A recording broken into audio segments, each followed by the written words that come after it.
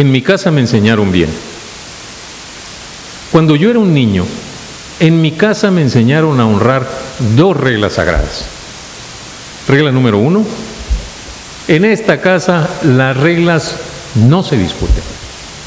Regla número 2, en esta casa se debe respetar a papá y mamá. Y estas reglas se cumplían en ese estricto orden. Una exigencia de mamá que nadie discutía, ni siquiera mi papá. Astuta la vieja, porque así nos mantenía a raya con la simple amenaza: ya van a ver cuando llegue su papá. Porque las mamás estaban en su casa, porque todos los papás salían a trabajar, porque había trabajo para todos los papás y todos los papás volvían a su casa. El respeto por la autoridad de papá, desde luego, otorgada y sostenida graciosamente por mi mamá, era razón suficiente para cumplir las reglas. Usted probablemente dirá que ya desde chiquito yo era un sometido, un cobarde conformista, o si prefiere, un pequeño fascista. Pero acépteme esto. Era muy aliviado saber que uno tenía reglas que cumplir y sobre todo respetar. Las reglas me contenían, me ordenaban y me protegían. Me contenían al darme un horizonte para que mi mirada no se perdiera en la nada. Me protegían porque podía apoyarme en ellas, dado que eran sólidas. Y me ordenaban porque es bueno saber a qué atenerse. De lo contrario, uno tiene la sensación de abismo, abandono y ausencia. Las reglas a cumplir eran fáciles y claras, memorables, tan reales y consistentes tal como eran: lavarse las manos antes de sentarse a la mesa, o escuchar y obedecer cuando los mayores hablan. Había otro detalle. Las mismas personas que me imponían las reglas eran las mismas que las cumplían a rajatabla y se encargaban de que todos los de la casa las cumplieran. No había diferencias. Éramos todos iguales ante la sagrada ley casera. Sin embargo, y no lo dude, muchas veces desafié las reglas mediante el sano y excitante proceso de la travesura, que me permitía acercarme al borde del universo familiar y conocer exactamente los límites. Siempre era descubierto, denunciado y castigado oportuna y apropiadamente. La travesura y el castigo pertenecían a un mismo sabio proceso que me permitía mantener intacta la salud mental. No había culpables sin castigo y no había castigos sin culpables. No me diga, uno así vive en un mundo predecible. El castigo era una salida terapéutica y elegante para todos, pues alejaba el rencor y trasquilaba los privilegios. Por lo tanto, las travesuras no eran acumulativas. Tampoco existía el 2 por 1. A tal travesura, tal castigo. Nunca me amenazaron con algo que no estuvieran dispuestos y preparados a cumplir. Así fue en mi casa. Y así se suponía que era más allá de la esquina de mi casa. Pero no. Me enseñaron bien, pero todo estaba mal. Lenta y dolorosamente comprobé que más allá de la esquina de mi casa había travesuras sin castigo y una enorme cantidad de reglas que no se cumplían, porque el que las cumple es simplemente un estúpido, si me lo permite decir.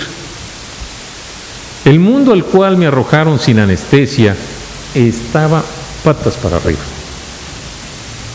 Conocí algo que desde mi ingenuidad adulta, pues aún sigo siendo ingenuo, nunca pude digerir, pero siempre me lo tengo que comer: la impunidad. ¿Quieres saber una cosa? En mi casa no había impunidad. En mi casa había justicia. Justicia simple, clara e inmediata.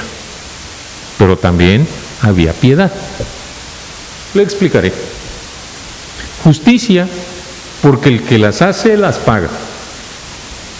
Piedad, porque uno no cumplía la condena estipulada, era dispensado y su dignidad quedaba intacta y en pie. Al rincón por tanto tiempo y listo. Y ni un minuto más y ni un minuto menos. Por otra parte, uno tenía la convicción de que sería atrapado tarde o temprano. Así que había que pensar muy bien antes de sacar los pies del plato. Las reglas eran claras, los castigos eran claros. Así fue en mi casa. Y así creí que sería en la vida, pero me equivoqué.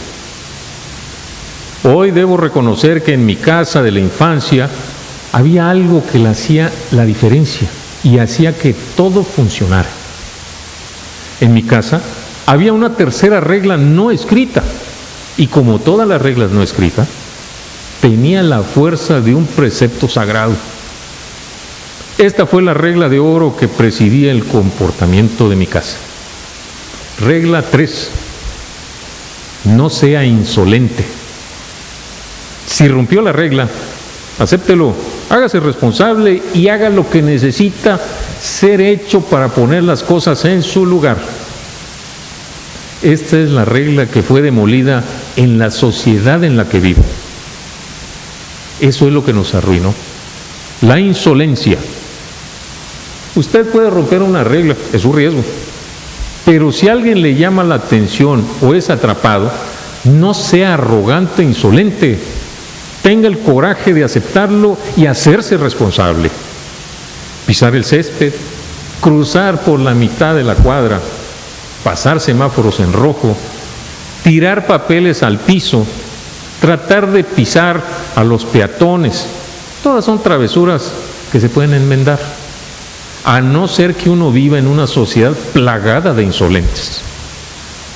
La insolencia es romper la regla, sentirse un vivo e insultar, ultrajar y denigrar al que responsablemente intenta advertirle o hacerla respetar. Así no hay remedio. El mal es la insolencia. La insolencia está compuesta de petulancia, descaro y desvergüenza. La insolencia hace un culto de 4 principios: pretender saberlo todo, tener la razón hasta morir, no escuchar, tú no me importas a menos que me sirvas. La insolencia admite que la gente se muera de hambre y que los niños no tengan salud ni educación. La insolencia logra que los que no pueden trabajar cobren un subsidio proveniente de los impuestos que pagan los que sí pueden trabajar. Pero los que no pueden trabajar, al mismo tiempo cierran los caminos y no dejan trabajar a los que sí pueden trabajar, para aportar con sus impuestos a aquellos que insolentemente les impiden trabajar. Medítelo, porque parece mentira. Así nos vamos a quedar sin trabajo todos, porque a la insolencia no le importa. Es pequeña, ignorante y arrogante. Bueno, así están las cosas. Se me olvidaba.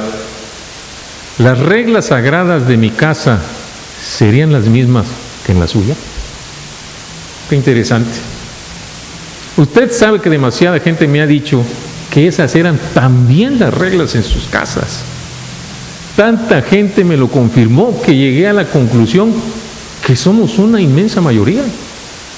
Y entonces me pregunto, si somos tantos, ¿por qué nos acostumbramos tan fácilmente a los atropellos de los insolentes? Yo se lo voy a contestar, porque es más cómodo. Y uno se acostumbra a cualquier cosa para no tener que hacerse responsable. Porque hacerse responsable es tomar un compromiso y comprometerse es aceptar el riesgo de ser rechazado o criticado. Además, aunque somos una inmensa mayoría, no sirve para nada. Ellos son pocos, pero muy bien organizados. Sin embargo, yo quiero saber cuántos somos los que estamos dispuestos a respetar estas reglas. Le propongo que hagamos algo para identificarnos entre nosotros. No tire papeles en la calle. Si ve un papel tirado, levántelo y tírelo en un bote de basura. Si no hay un bote de basura, llévelo con usted hasta que lo encuentre.